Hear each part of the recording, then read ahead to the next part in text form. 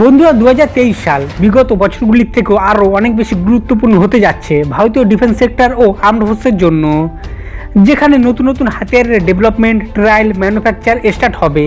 এরই সাথে এমন কিছু ডিফেন্স ইভেন্টেরও আয়োজন করা হবে ভারতে, যা এর আগে কখনো আয়োজন করা হয়নি। আর বন্ধুরা, আমরা আজকের এই ভিডিওতে এরই একটি প্রোগ্রামের গুরুত্বপূর্ণ আপডেটের ব্যাপারে জানবো, যা এই বছর 2023 সালে তার গুরুত্বপূর্ণ ফেসে আছে, যা হলো ভারতের লিটল ল্যাম্কা ক্যাটস ওয়ারিয়ার। এবং এই ড্রোনেরই কিছু কার্যক্ষমতার ব্যাপারেও জানবো, তাই ভিডিওটির সাথে থাকুন। বন্ধুরা, বর্তমানে ক্যাটস ওয়ারিয়ারকে নিয়ে ভারত ও হাল খুবই সচেতন, আর এই কারণে হিন্দুস্তান অ্যারোনটিক্স লিমিটেড হাল যে টাইমলাইনকে বেঁধে রেখেছিল ক্যাটস ওয়ারিয়ারের জন্য, সেই সময়সীমাকে কিন্তু আরও কম টাইমলাইনে সেট করা হয়েছে। আর বন্ধুরা, ক্যাটস ওয়ারিয়ারকে নিয়ে এটি হলো নতুন বছরের নতুন কর্মসূচি হালের, কারণ বর্তমানে যেভাবে চীন এবং পাকিস্তান গঠবন্ধন বানিয়েছে ভারতকে ঘিরতে, তার মোকাবিলার জন্য ভারতের অস্ত্র ভাণ্ডারে হাই টেকনোলজি অত্যাধুনিক এমন সব হাতিয়ার প্রয়োজন, যার কাঠ এই দুই দেশের হাতে এখন তো মজুদ নেই এবং সুদূর ভবিষ্যতেও আসতে অনেক বেশি সময় লাগবে। এবং বন্ধুরা, সারা বিশ্বে ভারতই হলো এমন দেশ যারা কিনা এই প্রকার ইন্টিগ্রেটেড নেটওয়ার্ক সেন্ট্রিক ওয়ারফেয়ার সিস্টেমের উপর দ্রুত গতিতে কাজকে এগিয়ে নিয়ে যাচ্ছে। এবং এই সিস্টেমটিরও অনেক বড় ডেভেলপমেন্ট ফেজকেও 100% কমপ্লিট করাও হালের দ্বিতীয় প্রাধান্য হতে চলেছে 2023 সালে।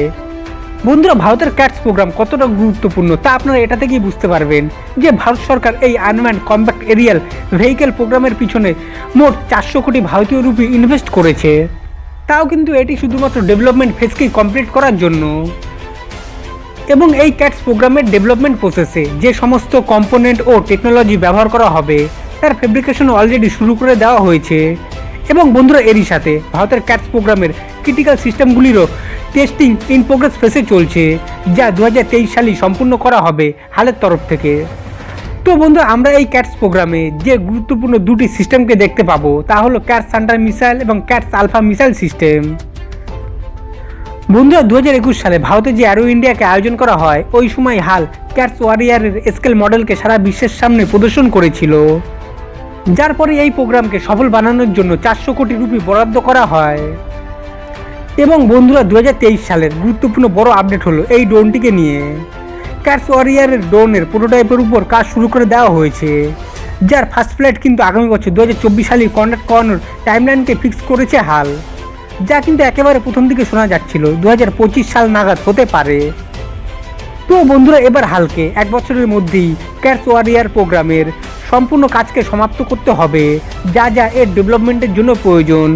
আর এই কারণে আপনারা এটা ভালোভাবেই বুঝতে পারছেন 2023 সালে ক্যাটস প্রোগ্রামকে নিয়ে কত বেশি আপডেট আমরা পেতে চলেছি।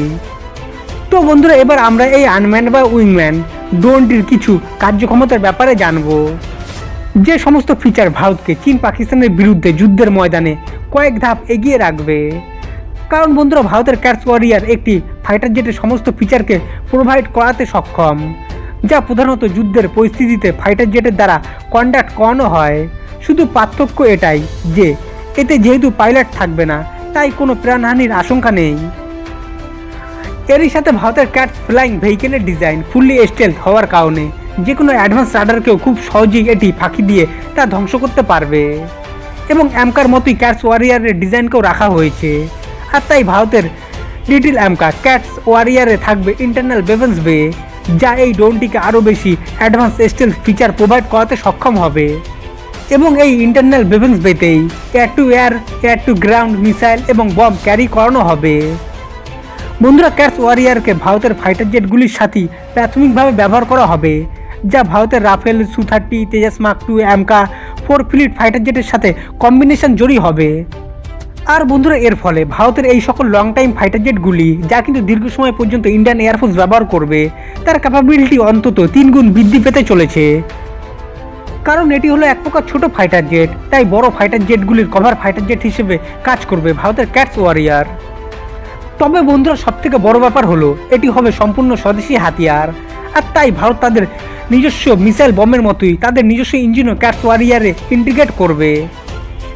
যে স্বদেশি উইংম্যান কম্প্যাক্ট ড্রোনের রেঞ্জ হবে 1500 কিলোমিটার এবং এর টপ স্পিড হতে চলেছে 1111 কিলোমিটার পার আওয়ার। তো বন্ধুরা, ভারতের এই ঘাতক ড্রোন ক্যাটস ওয়ারিয়ারের ভবিষ্যৎ কি?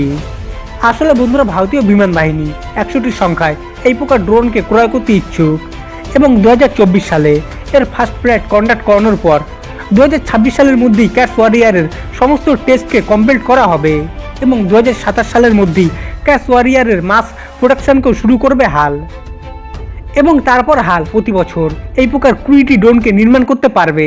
তাই বন্ধুরা বোঝাই যাচ্ছে ভারত 4 থেকে 5 বছরের মধ্যেই তাদের বিমান বাহিনীতে 100টির সংখ্যাকে কমপ্লিট করতে সক্ষম। এবং ভারতীয় বিমান বাহিনীতে ক্যাটস ওয়ারিয়ার আসার পর ভারতীয় বিমান বাহিনীর স্কোয়াড্রন ঘাতির সমস্যা যা আছে তাও কিন্তু মিটবে এবং চীন পাকিস্তানের বিরুদ্ধে টু ফ্রন্ট ওয়ারের ক্ষেত্রে ভারতীয় বিমান বাহিনীর নতুন সমীকরণ তৈরি করতে সুবিধা হবে, যেখানে কিন্তু ফাইটার জেটের সংখ্যা বাধা সৃষ্টি করতে পারবে না। তো বন্ধুরা, আপনাদের কি মনে হয় ভারতের এই ক্যাটস ওয়ারিয়ার ফাইটার জেট বা ড্রোন চীন পাকিস্তানের বিরুদ্ধে কতটা কার্যকর হবে আসল গ্রাউন্ড লেভেলে? তা অবশ্যই কমেন্ট বক্সে লিখে জানান। এর সাথে ভিডিওটি ভালো লাগলে লাইক এবং চ্যানেলে নতুন হলে অবশ্যই চ্যানেলটি সাবস্ক্রাইব করে রাখুন। পরবর্তী ভিডিওতে নতুন কোনো টপিক নিয়ে আবারও দেখা হবে। জয় হিন্দ, জয় ভারত।